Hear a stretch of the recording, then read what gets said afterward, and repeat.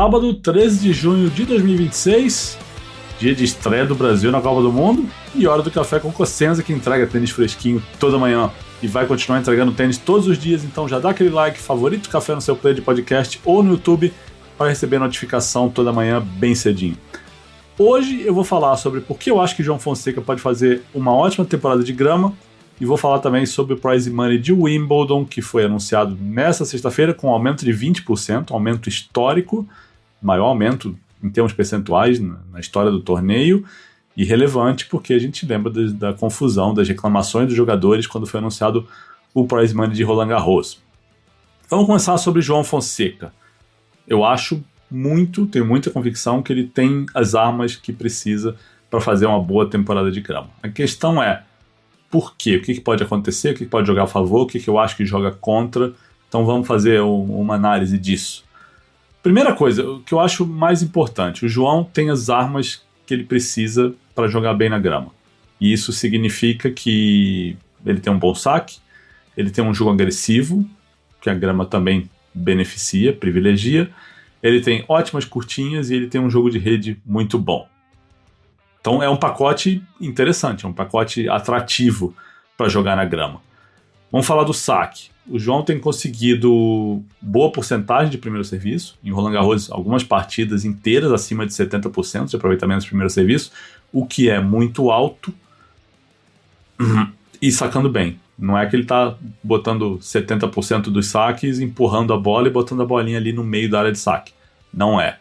Ele coloca, ele vai para esse, ele força segundo saque, ele saca com coragem, com variação. Então é uma arma que é interessante e importante. E se ele mantiver essa porcentagem na grama, ele passa a ser um tenista automaticamente perigosíssimo. Tá? Não tem muito como fugir disso, né? Saque na grama faz estrago, a bola quica, sobe menos, perde menos velocidade. Então o saque é essencial, é uma arma que precisa ser usada com o máximo de eficiência na grama, e quem chega na temporada de grama sacando bem tende a se dar muito bem. E o João fez isso, né, maravilhosamente em Roland Garros. Não há por que acreditar que o saque dele não vai entrar ou não vai funcionar agora nessa sequência de grama. Lembrando que ele joga o ATP 500 de Halle nessa semana que vem. Inclusive começa esse sábado agora, ele joga o quali de dupla, joga com o Daniel Altmaier. Depois joga Eastbourne e na sequência Wimbledon. Então ele tem 3 torneios de grama no calendário dele, o que acho que é mais do que suficiente. E não dá para fazer muito mais, considerando que terminou Roland Garros, uma sequência pesada, precisava voltar para o Brasil, descansar, respirar um pouco. Foi o que ele fez, e assim, ainda assim uma viagem curta, mas cara, é bom você dar um pulo em casa, esfriar a cabeça, ver a família, ver amigos, tirar a cabeça do circuito. Foi uma viagem longa, né? Ele passou muito tempo fora, então acho que foi a maior sequência que ele fez na carreira. Óbvio que é uma jovem carreira profissional, mas uma sequência longa de torneios, né? 2 semanas em Roma, 2 semanas em Madrid, 1 semana em Monte Carlo, jogou o Nick, toda essa sequência sem voltar para casa. Então precisava disso. Não acho que seja um erro, não acho que tem que ficar lá, não pode voltar para o Brasil, não pode perder esse tempo. Não, acho justo. A cabeça de um garoto de 19 anos, tem sempre que lembrar a idade dele, a cabeça não pode queimar. Então acho que essa volta foi importante. E não sou do time que acha que tem que ficar 6 meses seguidos na Europa. Outra coisa, agressividade. A direita do João dispensa comentários, a gente sabe a potência que ele é capaz de gerar, e a gente entendeu, ou quem não entendia antes, acho que passou a entender em Roland Garros, que o João tem a capacidade de controlar essa agressividade, de ser, vou repetir o meu mantra, de ser agressivo sem ser kamikaze, sem sair dando tiro para tudo quanto é lado, medindo essa agressividade, entendendo quando ele precisa ir para mais, quando é mais interessante ou inteligente botar a bola em jogo.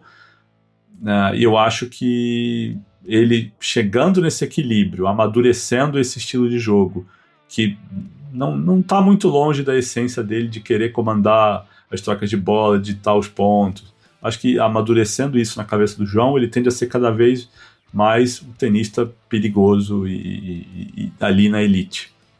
Então essa agressividade, obviamente, vai jogar a favor dele na grama. Outra coisa, curtinhas e jogo de rede. Jogo de rede a gente tem visto o João fazer com eficiência, às vezes sendo saque e voleio, às vezes indo para a rede e voleando bem. Ele é um cara que no quadradinho é muito bom, ele cobre bem, ele lê bem o que está acontecendo na rede. Às vezes ele dá uma curta e sobe, fecha ali a rede para não deixar o adversário fazer uma contra curta ou um lob. Ele sabe, ele manobra bem ali. Então não é só fazer aquele voleio de definição de ponto, que às vezes no saibro o tenista sobe a rede só para matar o ponto, né, trabalha muito bem. Não, ele consegue se virar na rede, mesmo quando o approach não é um approach que deixa o adversário totalmente desequilibrado. Ele sabe fechar os espaços ali, ele sabe fazer voleio curto, ele sabe fazer voleio mais fundo, ele smasha bem. Então, isso na grama faz diferença. E as curtinhas, né? As curtinhas vêm naturalmente do jogo dele e ele faz isso bem. E como na grama a bola quica e sobe menos, a curtinha é essencial, faz uma diferença muito grande para quem consegue fazer isso com frequência, consistência e inteligência. E o João acho que faz isso, né? E não estou falando isso porque o João tem uma boa curta, mas a gente pega o que o Alcaraz faz com curtinha na grama, o que o Djokovic faz, a gente entende a diferença, entende a vantagem que isso dá. Então, somando isso tudo que eu falei, saque, direita, jogo de rede, curtinha, acho que o João tem um pacote muito interessante para ter sucesso na grama. Outra coisa, ele está num momento que é super favorável. Ele sai de Roland Garros em alta, ele com 3 vitórias grandes, a vitória sobre o Prismic, que o Prismic não tem o nome, não tem grife, mas era um jogo que ele estava perdendo 2-0 e ele virou pela primeira vez. Então, passou por um obstáculo ali. Rodada seguinte, uma vitória em 5 sets sobre Djokovic, uma vitória sísmica, como eu falei, daquela que manda, né, vibrações para o resto do circuito, para o mundo do tênis de modo geral. Importantíssima. Eu acho que o João cresceu horrores nessas 5 horas de jogo. 2 dias depois, derrota Casper Ruud, um cara que é competentíssimo no saibro, um cara que mais venceu o jogo no saibro desde o começo da temporada 2020. E venceu jogando bem, jogando tênis consistente, inteligente, sendo brilhante nos pontos importantes. Então, perdeu do Menchik nas quartas de final. Ok, não foi um grande jogo do João, foi um belíssimo jogo do Menchik, é bom que se diga. Mas acho que ele sai de Roland Garros super em alta, tem todos os motivos do mundo para sair confiante e acreditando no que o trabalho que ele está fazendo com o Gui, com o Franco Davin. Hoje eu não confundi, é Franco Davin. Talvez eu falei Martin Heit, eu confundo os dois. Mas o João sai de Roland Garros com todos os motivos do mundo para acreditar ainda mais no trabalho que eles vêm fazendo. Então, esse é outro ponto positivo. E, historicamente, quem sai de Roland Garros em alta, chega em Wimbledon em alta e tem bons resultados. A gente pega o primeiro ano que o Nadal foi campeão, mas não só o primeiro ano, né? O Nadal fez 3 finais de Wimbledon vindo de 3 finais de Roland Garros. Mas o ano que ele é campeão pela primeira vez, em 2008, ele tinha dado uma surra no Federer na final. Assim, era o momento, né, mais de alta da carreira do Nadal até então. E ele vai lá em Wimbledon e ganha aquele jogo épico, histórico, como vocês gostam, de 5-7, que termina de noite. Aquilo lá é maravilhoso. Então, tendo a acreditar que isso vai jogar a favor do João também. E o outro elemento que eu acho que é importante destacar aqui é o histórico que o João tem com a grama e na grama. Porque vai ser apenas a 3ª temporada dele, que ele joga como profissional na grama, mas eu acho que agora talvez seja o momento dele colher os frutos, né, de ele colher o que ele plantou lá em 2024, 2 anos atrás, faz pouco tempo, mas não sei quem vai lembrar, mas quando ele inventou entre aspas, pelo amor de Deus, gente, ele e o time dele foram jogar Challengers na Grã-Bretanha. Se eu não me engano, eles jogaram Surbiton e não lembro agora qual foi o outro. Vou até dar uma olhada aqui enquanto eu estou gravando isso. Eu vou abrir o Abstract, que é uma coisa que eu fazia com mais frequência no começo do café. Mas ele joga Challengers em Surbiton e Nottingham. E eu lembro que nessa época tinha gente que comentava, pô, mas tá tendo Challenger no Saibro na América do Sul, torneios mais fáceis, ele podia estar ganhando, subindo no ranking. E o João não era nem 200 do mundo na época, ele era 230 o ranking dele jogando Surbiton e 224 o ranking dele jogando Nottingham. Mas qual era o plano lá atrás? fazer o João ter um primeiro contato com a grama para quando ele chegasse, né, num momento melhor, não ser um piso totalmente estranho para ele. E realmente, se a gente olhar o calendário de 2024, os resultados, não tem nada de espetacular ali. Ele ganha uma rodada em Surbiton, perde do Brandon Nakashima na segunda. Ele ganha uma rodada em Nottingham, perde do Billy Harris, que entra como alternate. Ele joga como wildcard em Halle. Halle já foi malandro lá atrás, já deu um wildcard pro João, já entendendo que tinha chance, né, de fidelizar o garoto. E tanto fidelizou que ele agora tem contrato com Halle e adora o torneio. Perdeu do Duckworth, que era um qualifier, na primeira rodada. E vai para o Wimbledon, joga o quali, perde do Alejandro Morucanhas na primeira rodada também. Então, ele volta de lá com resultados inexpressivos. O que também, ele era 230 do mundo, era o primeiro ano dele como profissional, estava conhecendo as coisas, primeira vez jogando nesse nível na grama, normal. Mas aquilo lá é uma bagagem que você acumula e uma hora vai ser útil. Ano passado, quando ele volta, ele já tem atuações muito melhores.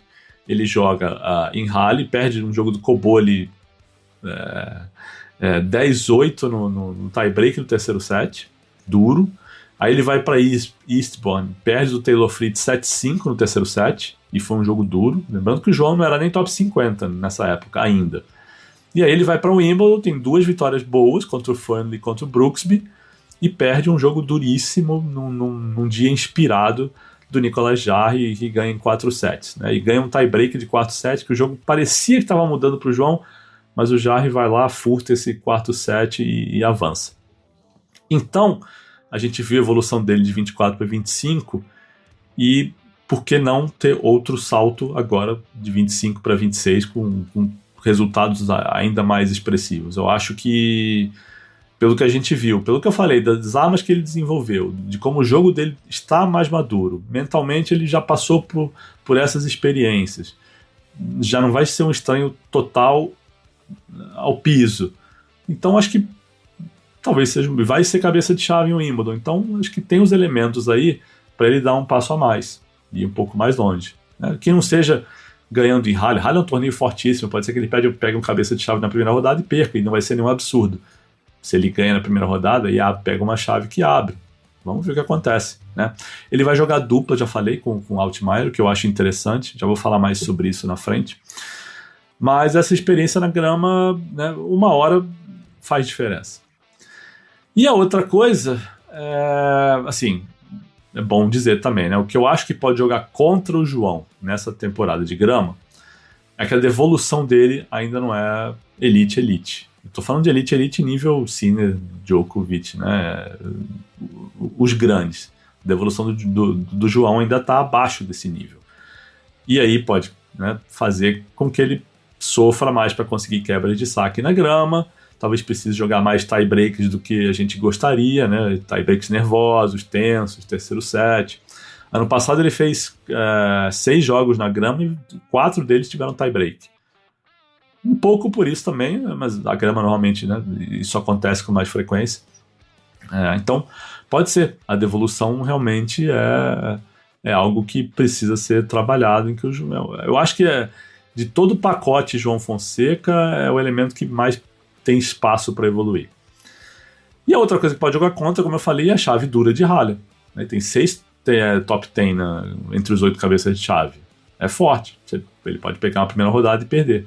Talvez por isso seja até bom ele jogar esse quali de duplas, porque vai que ele passa o quali, entra na chave e ganha, né, faz mais uns joguinhos para se ambientar no piso, caso ele perca cedo na chave de simples. Eu acho bom. Deixa eu falar agora sobre o prize money de Wimbledon, já que a gente está falando de grama. O Wimbledon anunciou nessa sexta-feira um prize money total de 62,4 milhões de libras. Isso dá 86 milhões de dólares ou mais ou menos 435 milhões de reais. Tá? É o maior aumento em termos percentuais na história do torneio. Os campeões de simples vão ganhar 3,6 milhões de libras, isso dá 4 milhões e 800 mil dólares. E os perdedores de primeira rodada vão ganhar 80 mil libras, o que dá 107 mil dólares pelo câmbio dessa sexta-feira, 12 de junho. O grupo que reclamou do prize money de Roland Garros soltou um comunicado nessa sexta-feira dizendo que esse aumento de Wimbledon é um passo adiante significativo. Mas deixaram claro que eles não estão totalmente satisfeitos, que eles querem mais. O objetivo é o mesmo que eles declararam em Roland Garros, é chegar ao ponto em que a receita, né, o valor pago de prize money equivale a 22% da receita total dos torneios. E em um Wimbledon esse número vai ser só de 14,4%. É bem distante do que eles querem.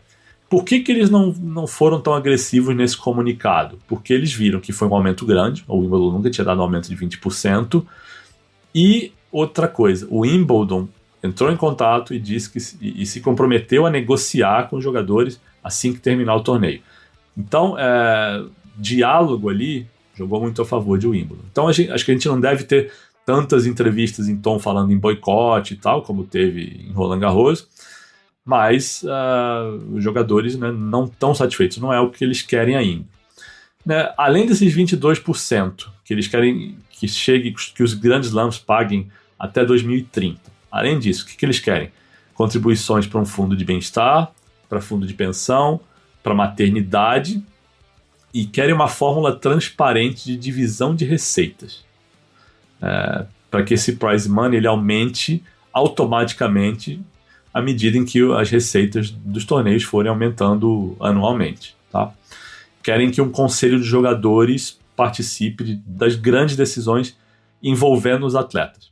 Então é isso, é esse o objetivo, o grande objetivo dos jogadores com essas reclamações. É um grupo que se autodenomina Red Eye Project, ou Project Red Eye, uma coisa assim. Mas é um grupo que tem nomes grandes, né? Estão lá o Sinner, estão lá o Alcaraz, o Sabalenka, a Iga, Coco, a Pegula, se eu não me engano. Então tem nomes grandes, a Rybakina também tá. Então, assim, tá a elite da elite da elite. É um grupo que tem um peso. Então, eu acho que o Wimbledon fez bem em falar, principalmente em deixar clara essa parte do compromisso, em sentar e negociar e ver o que pode ser feito. Mas os jogadores acho que não vão descansar e vão continuar falando sobre isso, embora em tom que eu acho que não vai ser muito agressivo. Beleza, gente? Hoje tem uma só pergunta de apoiador e vale lembrar, os apoiadores do Saque e Voleio são pessoas que contribuem financeiramente para o meu trabalho, para o meu jornalismo, com valor mensal e em troca recebem conteúdo extra, conteúdo exclusivo.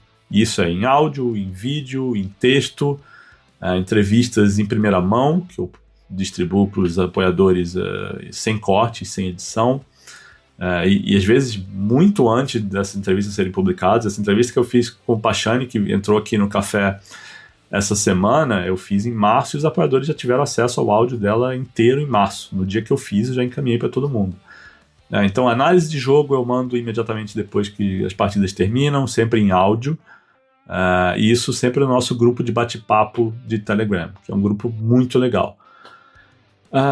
Quem quiser saber como é que faz para apoiar meu trabalho, entra lá na nossa página do Apoia-se, apoia.se/saque e voleio, ou manda uma mensagem para mim no Instagram ou no meu e-mail. Meu e-mail é ac@cosenza.org, e eu explico direitinho como é que faz para apoiar, o que você recebe, tiro qualquer dúvida que você tenha. Beleza, gente? Então tem uma pergunta aqui, quem mandou foi a Michela Guimarães. Eu acho que até já respondi um pouco, mas ela pergunta assim: sabemos que o João não gosta muito de jogar duplas, mas você acha que na temporada de grama, por ser tão curta, seria importante ele jogar para pegar ritmo antes de Wimbledon? Acho que sim.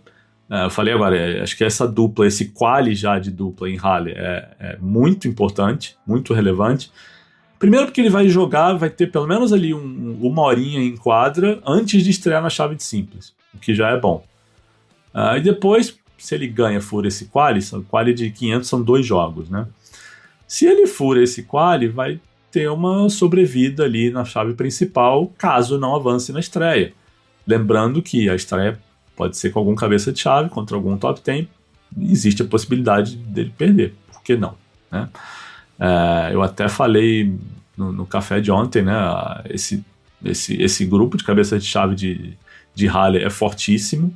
É um torneio que não tem o Sinner esse ano, e por não ter o Sinner, ele pode pegar o que ele pagaria de cachê para o italiano e distribuir para outros tenistas, né? E o cachê de um número 1 é muito mais alto do que o cachê do número 8, 9, 10. não sendo Alcaraz e Djokovic, claro. Então, às vezes você pega esse dinheiro e bota 3 caras muito bons na sua chave. Não sei, né, não sei a matemática, não sei os cachês, quanto cada um levou ali, mas certamente isso teve um peso na força da chave de Halle esse ano. Então, acho que o João jogar esse quali em Halle é importante. Se perder na primeira rodada em Halle e se de repente perder na dupla também, acho que vale considerar jogar a dupla em Eastbourne também. Né? Lá não tem quali, porque é 250, mas acho que vale para ganhar 1 horinha, 2 de quadra, né, de competição, de saque, de devolução. Acho que é muito válido nesse período, sabe?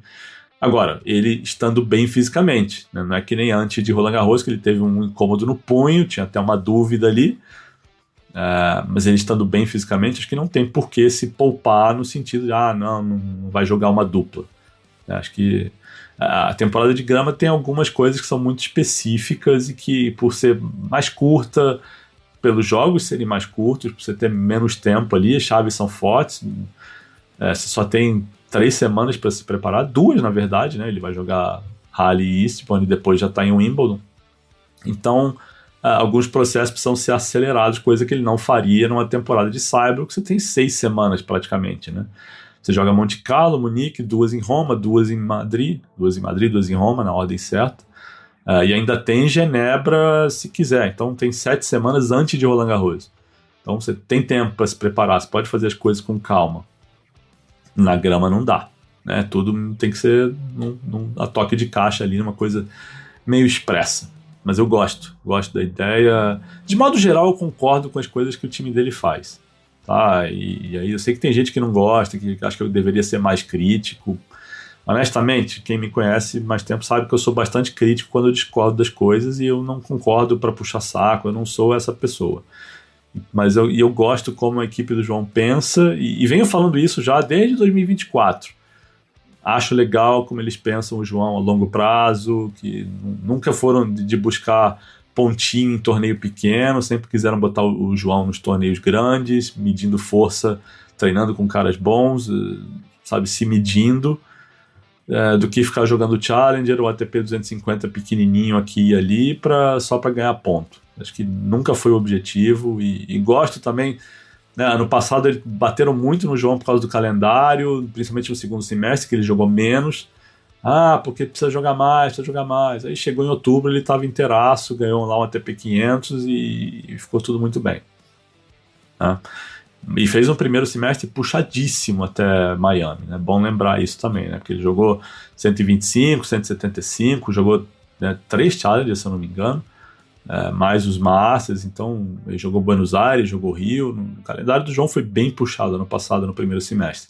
Então você não pode pegar um garoto de 18 anos e destruir, entupir o cara de tênis, né, tão jovem assim na carreira. E tem um aspecto físico e tem um aspecto mental também, mas eu já falei bastante disso, não vou ficar me repetindo muito aqui só para esticar esse episódio. Aliás, falando em episódio, bom, vamos torcer pro Brasil agora. Eu tô gravando de verde e amarelo, inclusive, né? Não sei se eu vou botar algum corte desse podcast em vídeo, mas tô gravando de verde e amarelo já na vibe seleção, né?